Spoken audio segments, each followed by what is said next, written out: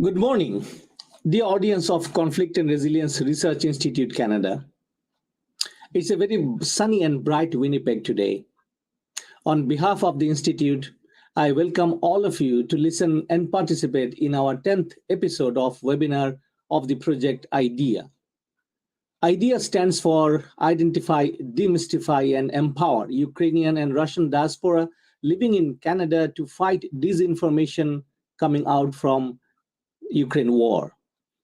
This project is supported by Department of Heritage under the Digital Citizenship Contribution Program. Before I begin, let me do the treaty recognition.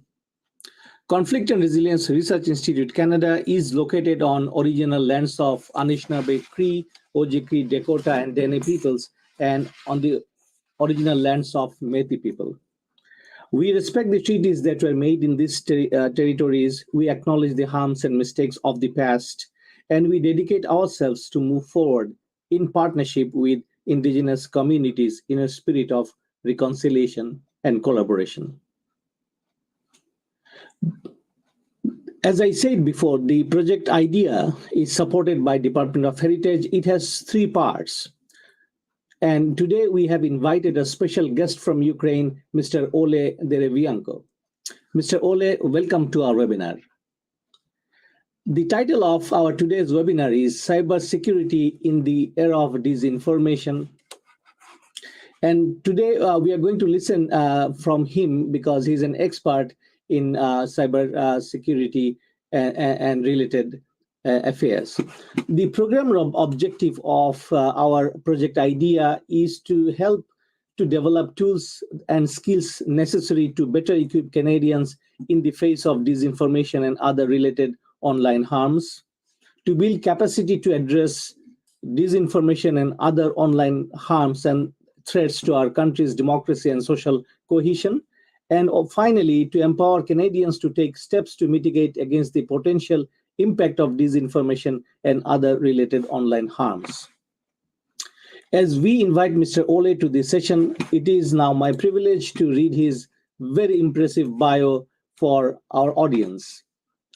Mr. Oleh Derevianko is a visionary business and social entrepreneur. He is the co-founder, chairman of the board, and chief vision officer of ISSP, which stands for Information Systems Security Partners. It's a private international cybersecurity company founded in 2008 in Ukraine and currently operating globally. ISSP acted as the first responder to the investigator of many of the most sophisticated cyber attacks in history and was named by Wired as the go-to firm for victims of Ukraine's cyber war. Before founding ISSP, Mr. Oleh worked as CEO and board member in Ukrainian and international companies, concentrating on new venture building, organizational development, and change management, among other strategic tasks. And he's passionate about lifelong learning, leadership, emotional intelligence, and creativity. Mr. Oleh is an internationally recognized expert and opinion leader in cybersecurity strategy and practice. He has presented at MIT, Stanford, Texas A&M, the Atlantic Council, and Aspen Cyber Summit, Berlin Cybersecurity Forum, and as well as CyberSec European Cybersecurity Forum. Mr. Oleh Derevianko received his master's degree in international economics, summa cum laude, in 1997 from the Institute of International Relations at Kyiv National Taras Shevchenko University. In 2001, he received a PhD in economic policy, also from Kyiv National Taras Shevchenko University. Additionally, he holds a postgraduate diploma in business administration from Warwick Business School, and his continuous education includes MIT's and Harvard's program in cybersecurity technology, application policy, and risk management. Dear audience, this is the most impressive bio I have ever read with regards to cybersecurity, and it's a privilege to welcome Mr. Oleh Derevianko this morning from Winnipeg. And he has joined us from Ukraine, and we are so proud to have him with us. And today we would like to conduct our webinar as we do typically. We would like to invite Mr. Oleh to speak uninterruptedly for 15 to 20 minutes. Then we'll engage him in a conversational dialogue with the questions that we have prepared to have answers from Mr. Oleh. So without further ado, let me welcome Mr. Oleh to present and share his insights with us. Mr. Oleh, floor is yours, sir. Go ahead. Thank you. Thank you. Do you hear me well? Yeah, super, super. Thank you, Kasser. Thank you for inviting me. It's a privilege to speak, and I welcome all those brave people who, wake up so early in the morning. If someone listens this, live now, and all those who would listen it afterwards, I think that this whole topic and theme of cybersecurity and disinformation, it's extremely important for two reasons in my mind. In my understanding, is that because for for years now, cybersecurity as a discipline and as an industry was kind of growing and developing uh, as a result of those threats that were also ever evolving and increasing. But disinformation, and I would say here that I would probably suggest to use maybe more kind of uh, let's say more accurate in my mind term. I would say that it would be technology enabled disinformation, because from my perspective we always have been living in the disinformation era. It's just because we entered the technology enabled disinformation era, and that's because we're now in this technology enabled disinformation and also social media enabled disinformation era. Here we, of course, arrive at the interception between the two subjects, the cybersecurity and disinformation.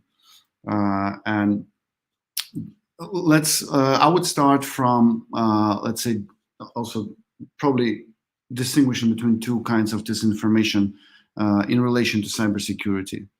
Of course, when we just generally talk about disinformation, we typically think about disinformational operations or disinformation campaigns that result in certain impact, negative impact, or sometimes even it depends on what purpose you're using this information for. But nevertheless, we're thinking about the operations, informational operations.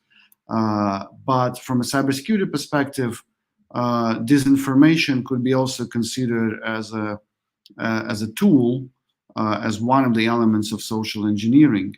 And this is the first kind of intersection between disinformation and cybersecurity that I would like to talk about, is when disinformation is basically a tool in order to motivate people to click on certain links, kind of this clickbait type of idea, so that people, basically go to the malicious websites or other resources and then get hacked and penetrated. That's one thing. From the other hand, the opposite is also true, because cybersecurity and cyber attacks in general, of course, are not the goal in itself, right? Cyber attacks it's a mean, right? So cyber attacks are used to achieve certain other goals. Nobody does cyber attacks just for the sake of doing cyber attack. And of course, if we talk about three types of, three main categories of cyber attacks: the criminal, financially motivated cyber attacks. These we will probably not talk about this today because it's beyond our conversation. But of course, in the criminally motivated cyber attacks and financially motivated cyber attacks, all the ideas of social engineering in clickbait idea and presenting the information so that people wanted to click on that link is also valid. But of course, in the current context, we are most interested in the other two types of cyber attacks: the cyber attacks that are undertaken by hacktivists, politically motivated hacktivists, and of course, the most important category of today is the state actor cyber attacks. And of course, in state actor cyber attacks, because there's no financial motivation, and because state actors can afford having huge budgets to prepare and conduct a cyber attack, you can always think about two major goals of those cyber attacks, and three major goals, let's say. And one, of course, would be the data exfiltration, everything related to espionage, and so on. And we know who is the leader in that one is China. There are two others, which are the disruptive cyber attacks, the cyber attacks that are basically undertaken in order to impose damage on the targeted organization, on the whole industry or the country, or so that basically would be disruptive or sabotage. Sometimes they're called sabotage cyber attacks. And of course, the third type are those cyber attacks, which are basically an instrument to accompany the disinformational campaigns or informational operations or psyops. And Ukraine here, of course, is a vivid example. If we go back to 2014, and the war on Ukraine started on March 1st, 2014, if I'm not mistaken.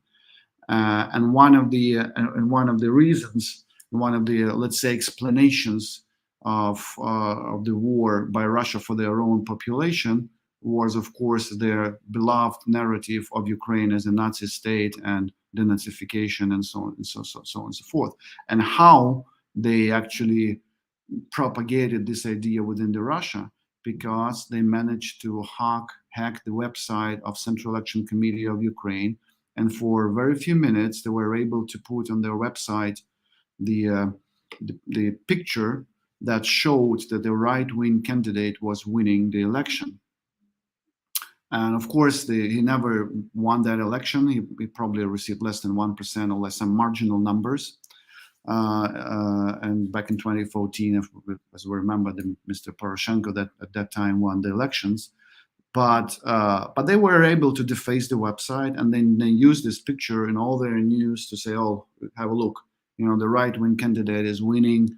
And then they did another thing. So there was another hack, and with this hack, they actually made it possible to promote the narrative as if this right-wing candidate, Dmitry Yarosh, that he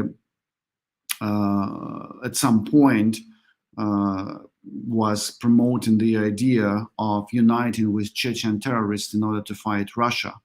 And that was another narrative that Russia used internally and also externally, saying that, oh, look, the Ukrainian nationalists now want to unite with the Chechen terrorists in order to fight Russia. So we need to stop it, and that's why we need to wage the war.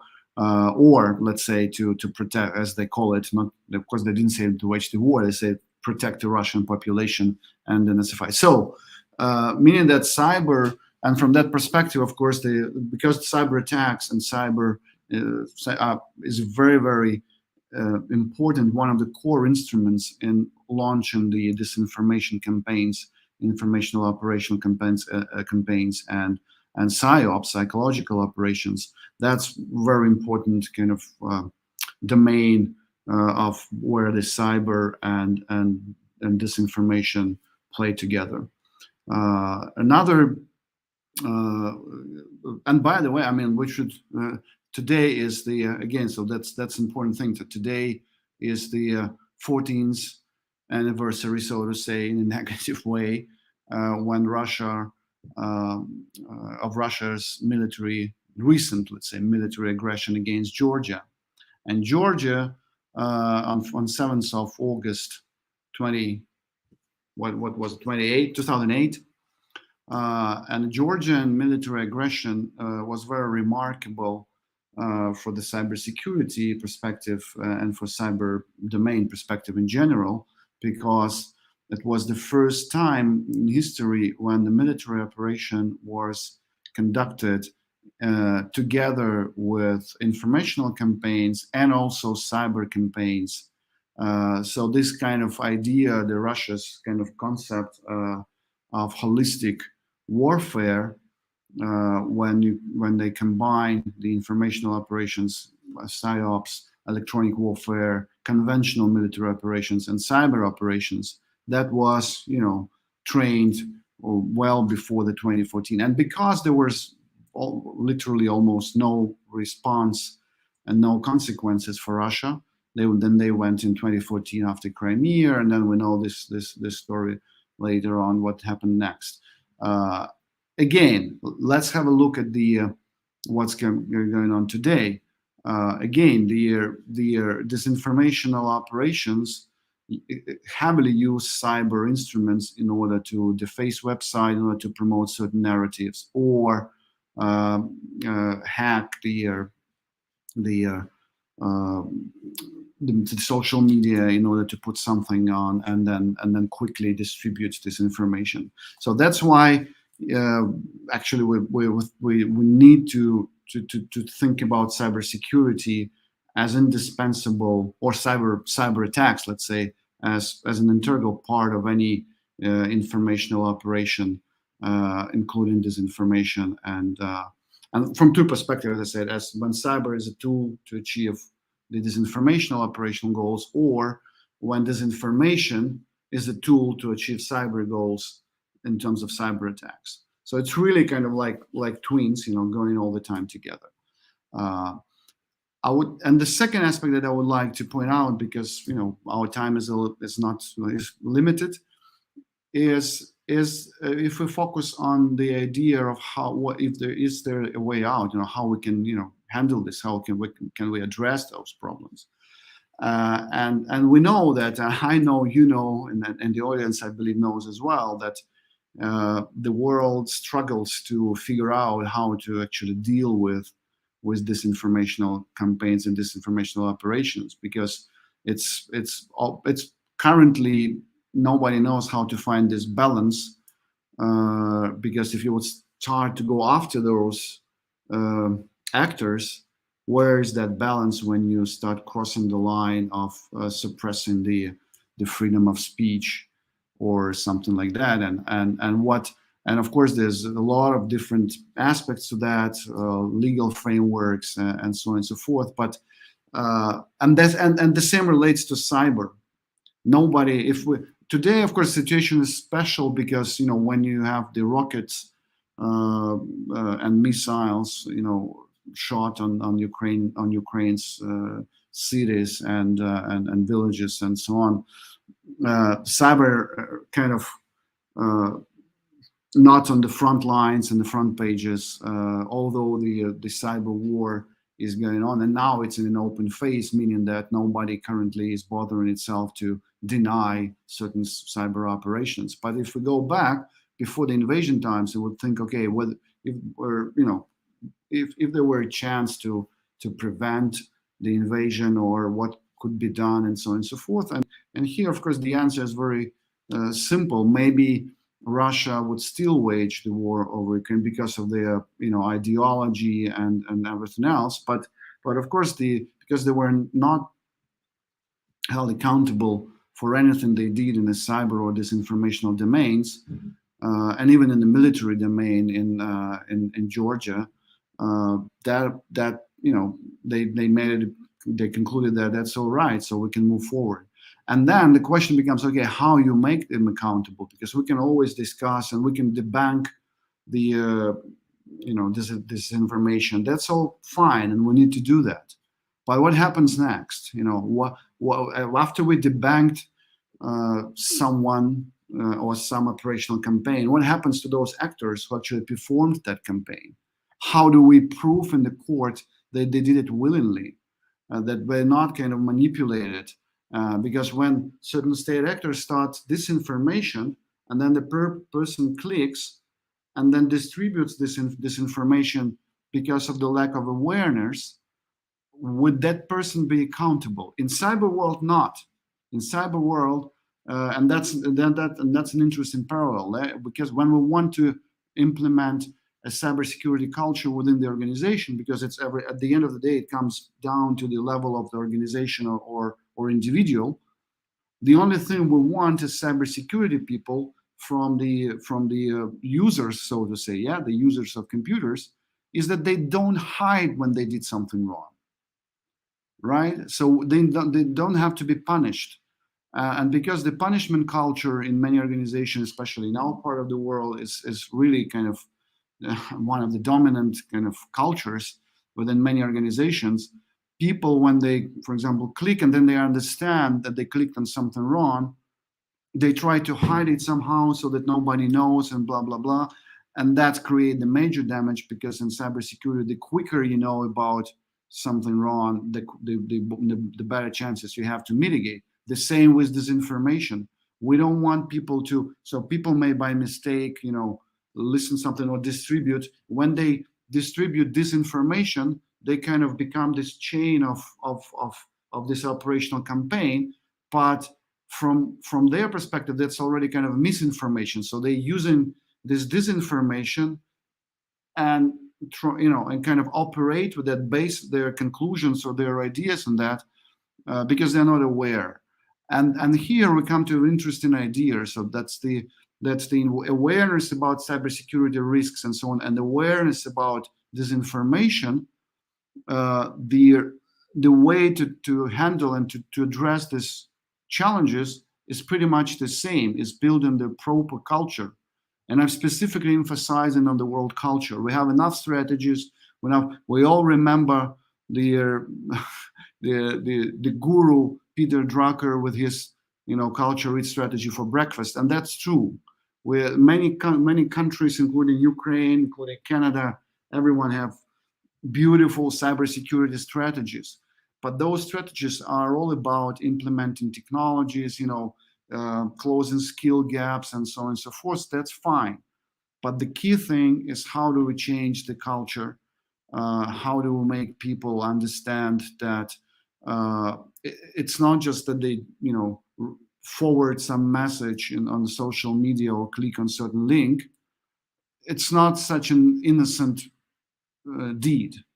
Sometimes you kind of become a chain of part of the overall operation, and maybe if we, in cybersecurity, of course, there are currently lots of products available, yeah, that simulate phishing, that provide training on cyber hygiene and awareness, and that make people and the most advanced organizations, they perform in those trainings on a regular basis, just like the labor safety trainings or any other trainings at the production plant, or any other circumstances, when you basically need to, even if you know very well everything, but you still need to go through this training again and again and again and again and again, just to change your culture.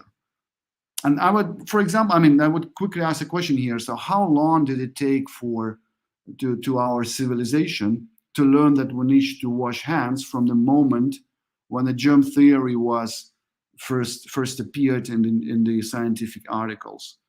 Some people still don't wash their hands, every time they need to, but they know. But of course, if they would arrive and every time they will say, "Oh, wash your hands, or use this, sanitizers as we use it today," right after the COVID. So that's all about culture. And if at the organizational level, dealing with cybersecurity threats, which is easier to deal now compared to disinformation, because you don't have a chief disinformation security officer in the organization, right? But you have cybersecurity chief information security officer. So from a cybersecurity perspective, maybe organizationally, cybersecurity is that unit that can also help, together with HR and legal departments and so on, could develop certain tools and means how they can augment the training on cyber hygiene and awareness with this disinformational hygiene and awareness, because it's the same.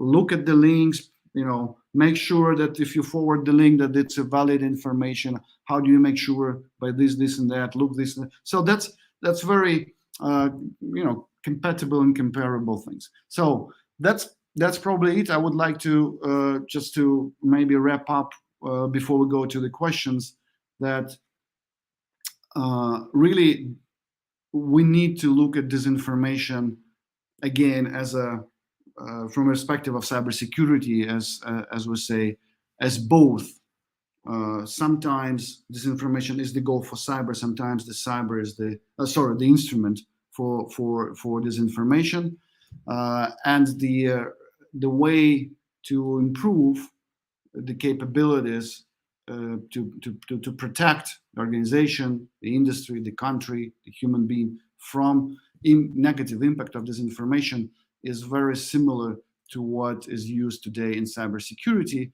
and that's why there is an opportunity to learn from of a cross learning between these two domains of the informational security in general. Thank you so much, Dr. Oleh, for giving us a broad overview of cybersecurity and disinformation. Disinformation is one of the tools of cybersecurity ops and psychological operations that Dr. Oleh rightly mentioned. The audience, we are also joined by our advisor, Mr. Gary Senf, this morning, and we are very happy to have him to join in the discussion with Mr. Oleh now. So before I request Mr. Gary Senf to the studio, just to start the dialogue here this morning with Dr. Oleh, let me ask a very broad question to you, sir. What do you see the main trends of Russian disinformation campaign on Ukraine war? Because many of our audiences have already sent us some questions that as an expert in this area, you have given some idea that it started from 2014 and onward. But right now about the war, what do you see the main trends? If you kindly share with us, sir. Absolutely, but I would say that here as well we need to categorize a little bit, because Russia is the country with century-long traditions of disinformation and manipulation, including hijacking the whole history of Ukraine in the 19th century.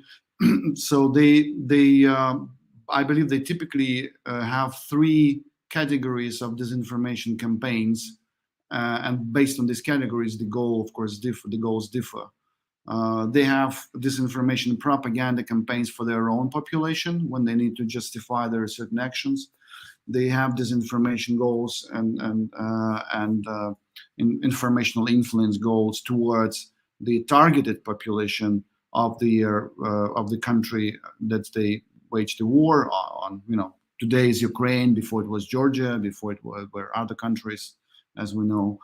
And of course, there's the audience of the Ukraine's allies, of United States, of Canada, of different European countries, and there, of course, the audience, the goals and trends may differ from country to country, or depending on where they see the capacity to disrupt or to create chaos, or to reach certain their goals. But if talking about, let's say, if we forget for a while their goals in Ukraine and their goals in their own country, talking about the Ukrainian allies and the West in general, I would say their main goal, of course, is to promote the narrative that given the weapons to Ukraine could be a danger, and that it need to be stopped. So the support needs to be at least not increased, if not canceled or minimized, and so on. So that's one thing. But I would rather say that that's one thing that's immediately relates to the war, right? And they want to, even the recent campaigns. Even look at how the war started. Apart from the ideological idea that that Putin and his so-called his subordinates, can tell a team. So we typically use these words, but it's not that word that is right to use. In addition to the ideological justification, the other thing that they used was the clear disinformation campaign about the biological labs, American biological labs in Ukraine. That's how it started. That's how they used this narrative, was used by them to justify to their own population that, look, we need to go there, otherwise they will develop the biological weapons that they will feed the birds, and these birds will go to Russia and kill all the Russians. So that's type of kind of night, crazy ideas. But this is the Goebbels kind of approach, right? The idea should be crazy enough in order that people believe in it. But I would say that there's another issue that I wanted to mention in my opening remarks. I forgot. I will mention it now.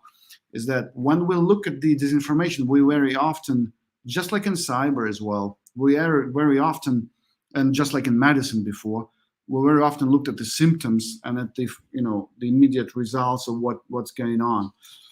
But if we would look at the root causes and would look what actually enables this, as those networks of Russian supporters or agents or whoever may be, who promote their narratives, either been financially motivated or ideologically, it's a different story.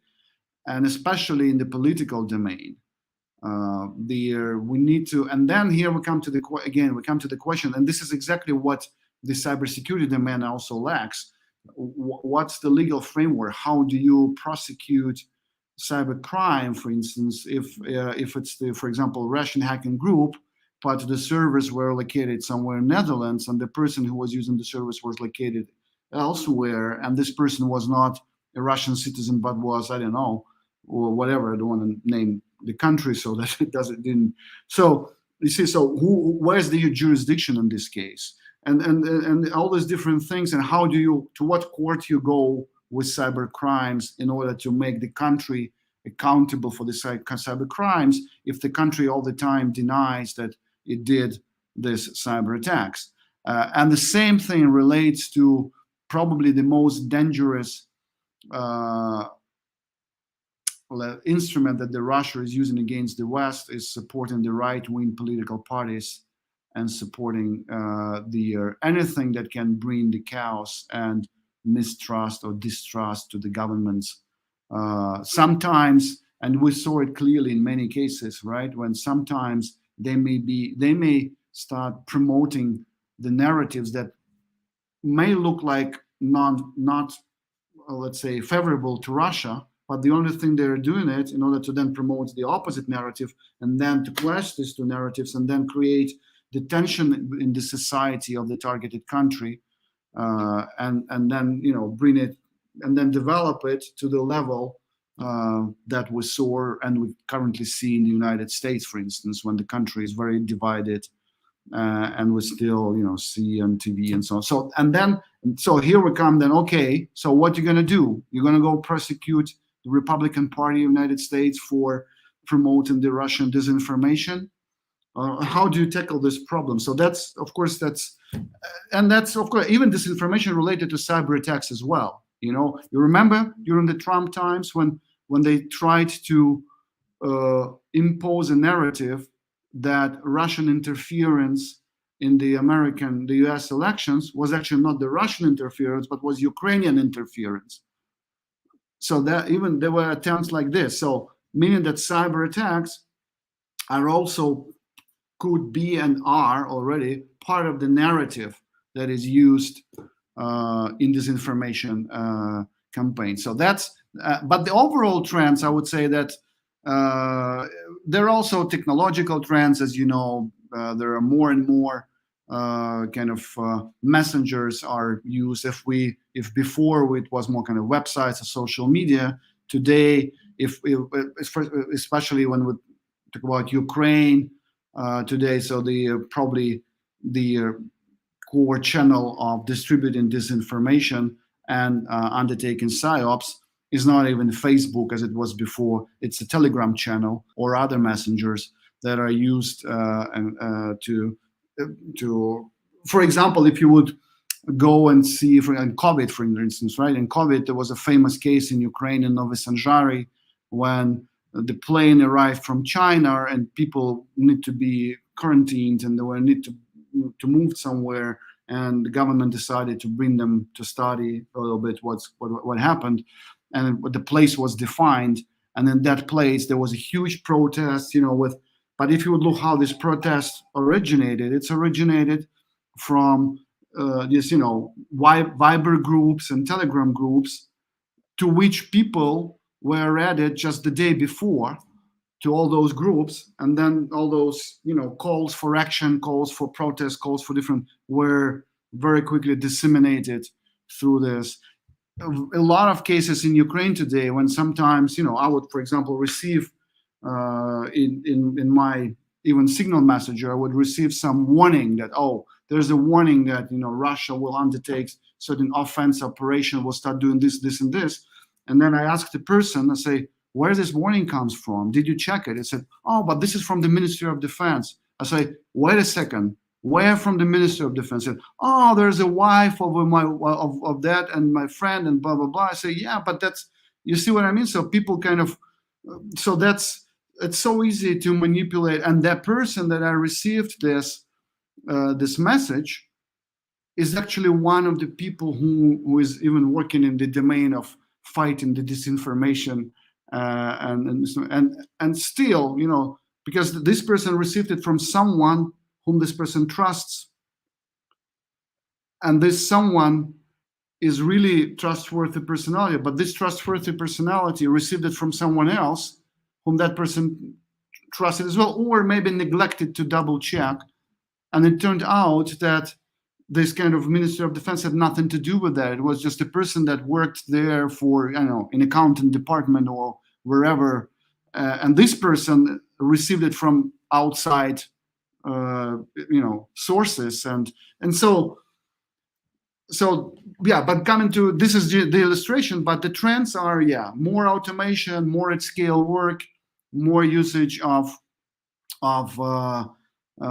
messengers, and I think that, of course, in the future we will see more and more disinformation that was utilize the technologies of deep fake, and cyber, again, cyber attacks, the usage and utilization, or let's say deployment of cyber attacks for the purpose of disinformational campaigns. It's also one of the trends that it emerged not today, probably several years ago, but this is one of the core things that are used in cyber attacks. Thank you so much, Dr. Oleh, for giving us such a wonderful explanations and illustrations how disinformation works in the domain of cyber warfare. Is very instructive. Ladies and gentlemen, and the audience, let me welcome our advisor, Mr. Gary Sam, to the discussion. Gary, floor is yours, sir. Go ahead, please. Thank you very much, Kauser, and Dr. Oleh. So nice to hear your words. So some of the things that you were mentioning that I found important was propaganda is not new. It's been around for a long time. But as we move into more and more reliance on systems, it becomes more complex for the individual to really understand who's behind something and how it works. So you used a couple of simple comments that I'd just like to reinforce because I think they were important. So as an individual, if I'm worried about cybersecurity in my own little world, you mentioned from a health perspective, washing your hands was so important. From a cybersecurity perspective, I gather don't click on something that you don't understand is maybe the simplest of important tools for an individual. Would that be correct? Exactly. The most something you don't understand, or something you very well understand and you very well like. The title that you're typically clicking to. It's all same rules in media. You click on something that has features of a scandal or some dirty something, and you're a person who is interested in learning these things. Or you're clicking on fear. It's very easy to make you click if you say that, here's the list of targets that Russia will use tonight when they will use their, when they will shoot their missiles. And you want to make sure that your town, your street, your location is not in that list, right? You want to click on that because it's your safety, it's your life kind of threat and safety. Or you may use things that, okay, that's something positive to you that you would like to learn. Ukraine destroyed another 20 command centers of Russian troops in the south. You want to click and read about it because you're proud of your armed forces and you're proud of your country, and you want to make sure that you know about it and you can support the conversation with your friends, or let them know, oh, by the way, I just heard this. Or you can receive it in your phone. Oh, by the way, I just received from my friends on the front line this information that they will do this or this or that. And you're kind of a person knowing the secret information or something that is not yet publicly known, and you can be the first one to distribute that. And it makes you very agitated to do that because you are that kind of person. In cybersecurity, we know that, and that's another lesson to learn, that disinformation people should learn as well. If there's a need to get inside the organization, this will be accomplished. You can always find a social engineering method to make sure that someone clicks on something or someone opens something on someone does something one way or another. It will be done. And so that's why I would say not only when you don't understand, but something that you really kind of you see your first, oh, that's so important, and then you wait a second, let me see. So sort of two things there. One is incentives can be used, so always watch out for the incentive. Oh, if you click on this, something good will happen. Watch out for those, but also curiosity that killed the cat sort of thing, where curiosity can be very good, but you're curious, so you try to follow something, and that leads you astray. So be careful before being curious. Yeah. And again, Gary, this information, again, we didn't touch another story of this information, another kind of facet of this information. This information is actually an instrument, right? We can name a lot of cases when this information can be used for the positive. When we fight in Russia today, our special operations use this information to penetrate our enemy as well, right? They also use psyops. They also create fake stories and fake news to make them, to click or to create panic. There were a couple of very famous campaigns that were undertaken, regarding, for example, the devaluation of Russian currency, or that Russians would not be able to withdraw the money from ATMs anymore, or there will be limits on this and that, and everything was packed as if it was a kind of letter that was sent from Central Bank of Russia to the government, and then this letter leaked. And because people believe that the letters can leak, because people believe in cyber attacks. So here's there's so many creative ways how, but in this case, that was an attempt to basically impose certain facts on the enemy. So that's, we can find a lot of this information. It's, of course, when we use the term disinformation, we typically think about this informational operations of informational influence or psyops, right? But on the individual level, this information, sometimes we use it for good, right? This information, we don't inform heavily injured person that this person just lost all the kids and other members of the family, because we want this person to recover, right? And if someone became victim of a bomb shelling or rocket shelling and someone survived, this person is not informed that everyone else died. It's disinformation. But it's this information used for good at individual level. And this person may not be informed even about the news that happened. They may be informed positive news that didn't happen, right? So that's the way we are. And that's why, I don't know. So it's always again, it's like with knife, it's like with anything else, that you can use for something good or for something bad. It's we cannot probably say that disinformation, can we live in the world without disinformation? Some people say, if we go beyond all these topics, like really this let's say operational topics, and go more to the to the level of philosophy, or if you wish, I would say that could even the world exist if everyone at every given moment of time knew what is true and what is false. All our social relationships are based on asymmetry of disinformation, of information, that someone knows something, someone doesn't, and that's why it becomes valuable for people to interact.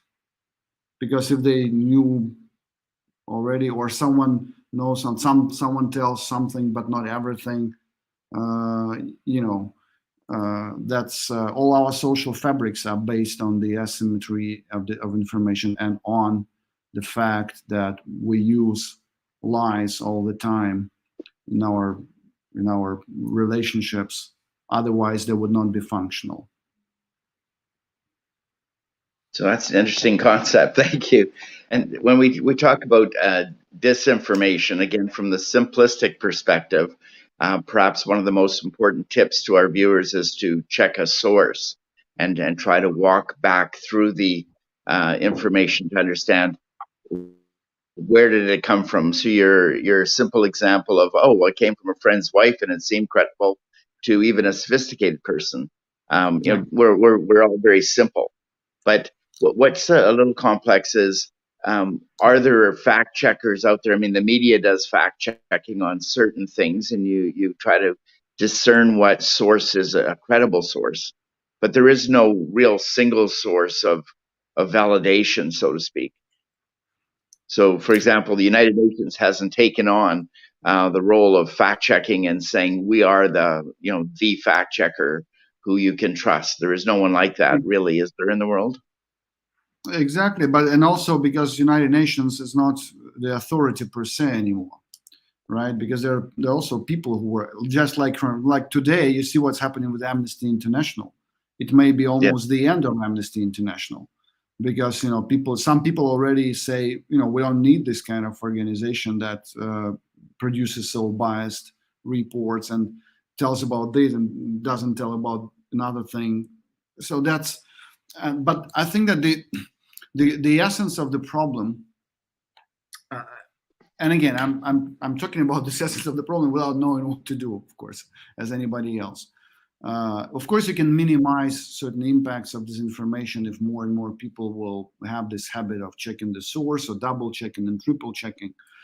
But I think that the more efficient way could be probably, and again, so we should distinguish between different times. There's a peacetime, wartime, maybe unpeace time, in which we're probably entering right now. So sometimes I think this term is quite interesting to explore further, that we're living in unpeace time, which is, it's not just a war, it's just unpeace. When the war will end, there still will not be peace, because the hybrid war is there and we've been living through it all these years, not only in Ukraine, the hybrid war against the Western population. And we today even didn't touch what Russia is doing with their informational campaigns on everyone who is not very supportive to Ukraine, all those African countries, some Southeast Asian countries, and so on. There's another kind of, it's a huge different domain. But what I wanted to mention is that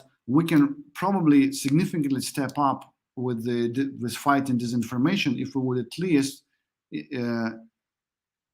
establish a legal framework that would let law enforcement agencies, under the good, supervision from civil society and so on and so forth, observation, to prosecute vivid chains and those who really kind of undertake disinformation campaigns willingly and paid for it. And we need to start really tackling the money laundering issues. We need to start talking the financial support to right-wing and left-wing radical political parties. And I'm not talking like, oh, let's go and put everyone in jail right now. But at least if we know that if we discovered certain disinformation campaign, and then we discovered the chain of how this disinformation campaign happened, the law enforcement need to have a legal framework how to go and to talk to those people, to to create, to gather the evidence, and then to go to the court and make a case. And maybe, we will see less large disinformational campaigns if at least someone once would be held accountable for this informational campaign.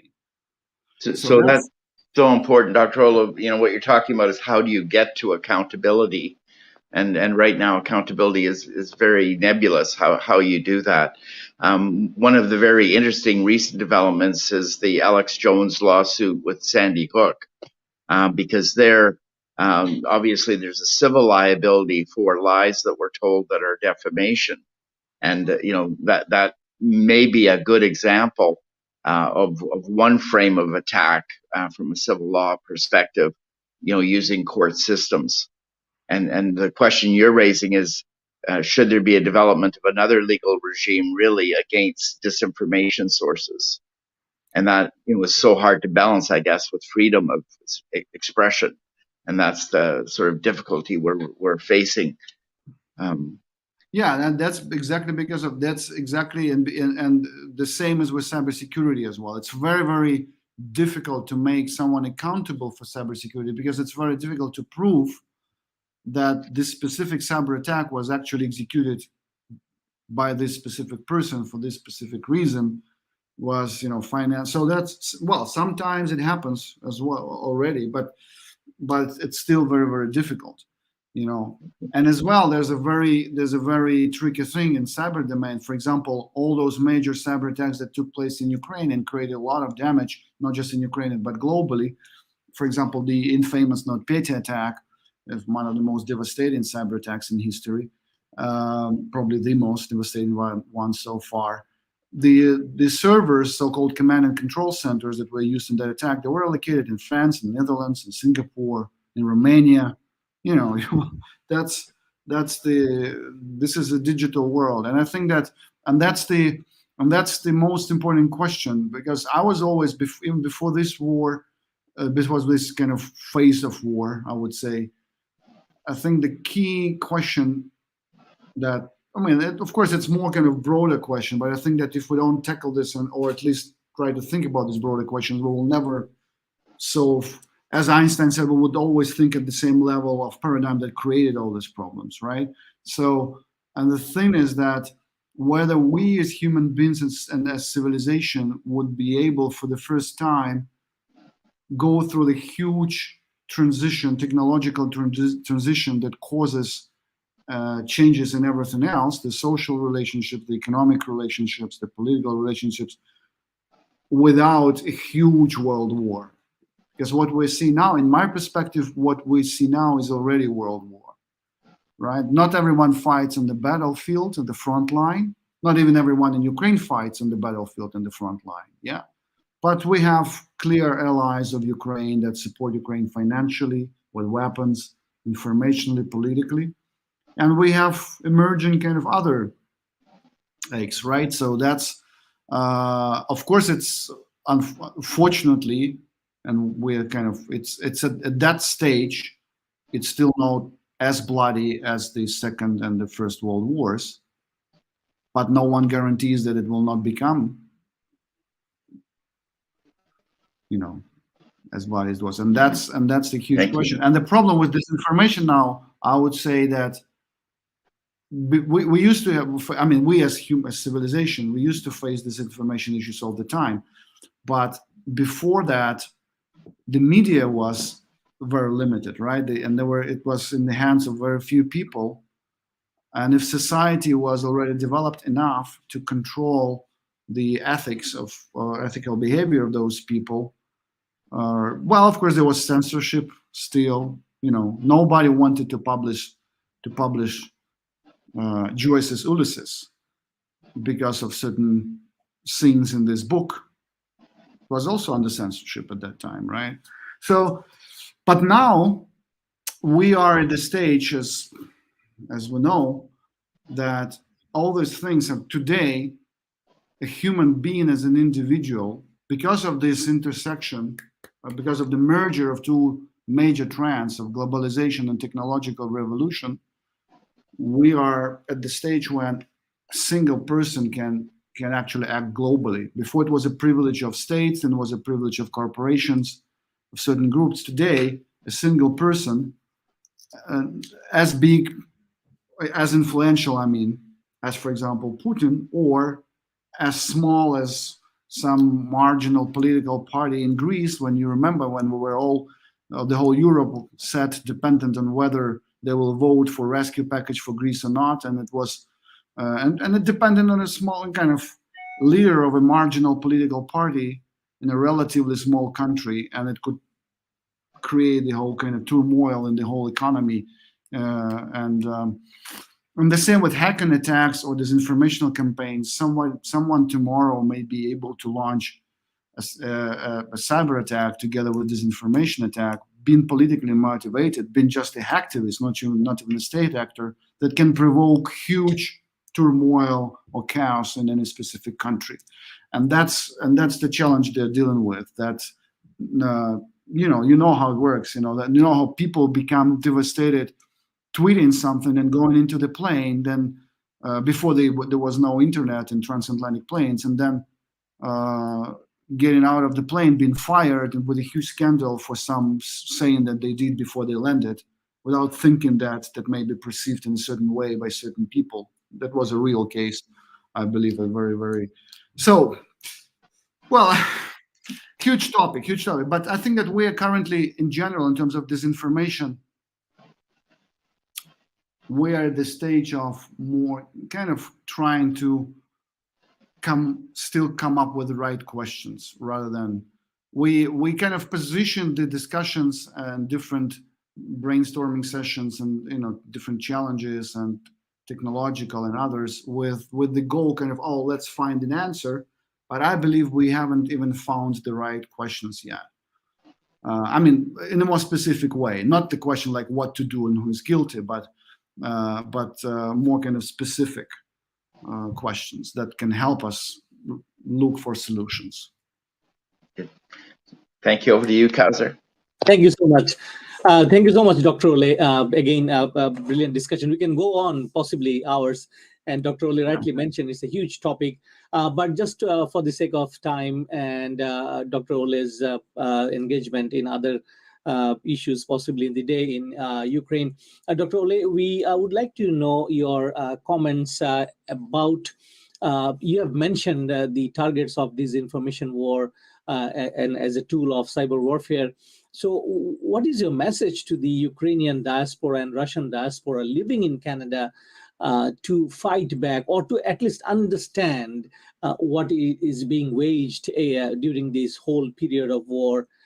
Because that is one of the objectives of our program, to educate and bring experts like you in the discussion, so that we understand what is coming in. Yes, of course, the next question is how to defend ourselves. So your message to the Ukrainian and Russian diaspora living in Canada, sir? Well, I would say that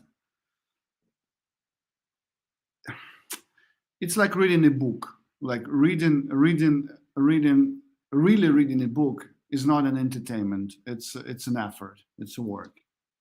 So in order to really understand what's going on, you probably need to, on each topic or anything you see, you then need to read at least 2-3 different other sources. And I think that if, for example, through your project and other projects that are dealing, for example, the Russian Ukrainian diaspora we know, for example, that a lot of people in Ukrainian diaspora, they read Ukrainian media, like New Time, Новое Время, or Ukrainska Pravda.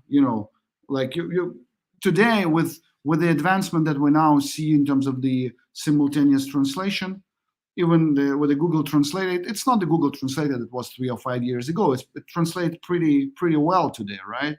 So of course with some nuances, but still you can understand. So I would say that, for example, with this issue with the Nord Stream turbines that really caused certain tension recently, right, between Ukraine and Canada. Someone read just Ukrainian news, someone read just Canadian news, someone read German news. I mean, US or Russians. So, of course, for the Russian diaspora, I would suggest you need to go and read, Ukrainian media from time to time, and that's or the international media. So that would be my message. But also, I would like to have, I'll send it to you. I guess I would, in terms of the overall topic that we discussed. There are two very interesting, for those people who are interested in this topic in a more kind of professional manner, and maybe they already know this, but if they don't, I would really suggest two reports. One is called Disinformation Resilience Index. It was produced just recently in end of 2021 in Central and Eastern Europe. This thing is not just interested in terms of that it gives an overview of the state of disinformation resilience in the Eastern Europe, but also each country that is described there, it's illustrated with different interesting cases and so on. And another, it's a white paper, and this white paper is called the White Book of the Special Information Operations Against Ukraine in the years 2014-2018. This is a very interesting white book with it's structured in a very good way. It's structured like in a way that the special information operations of Russia against Ukraine are presented in a way of TV series, like seasons, episodes. So for each narrative, they had a certain season that they used this narrative, and there were different episodes how they tried to impose their narrative on the target audiences. So so that would be my kind of suggestion. But Absolutely. No, thank you so much. I mean, these are very important information. And the audience, I would reach out to Dr. Oleh to get these two particularly important resources that he mentioned, and we'll share it in our website. I think these are public information we can share widely. As Dr. Oleh mentioned, the audience, we are at the end of our today's webinar. As we have mentioned, that is such a brilliant discussion, and to have Dr. Oleh with us, who really has expertise for years in this sector. Just to summarize some of the important and salient aspects that Dr. Oleh mentioned this morning here, is that disinformation is one of the tools of cyber warfare, and each state actors, they do use disinformation for various social, economic, political purposes. For the case of Ukraine war, we have Dr. Oleh mentioned certain trends. For example, it started mainly focusing on denazification of Ukraine. Then it started with the information of a biological and chemical warfare lab in Ukraine. So Dr. Oleh's main message today, if we have understood him correctly, is to double check, is to check other sources of information that you see and you intend to share with others, friends and families. So this is very important.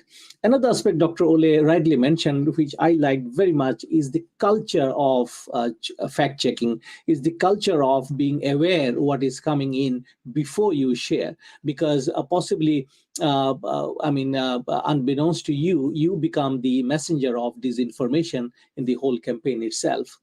With regards to Dr. Oleh's message to Ukrainian and Russian diaspora, is that he emphasized to check and double check news from other sources as well. Yes, because of your ethnicity, you would be liking and inclined to check the message, information and media coming out of Ukraine or Russia, but it is always useful to check other sources, because you never know the intent of the real disinformation or lied and embedded in that particular message. Dr.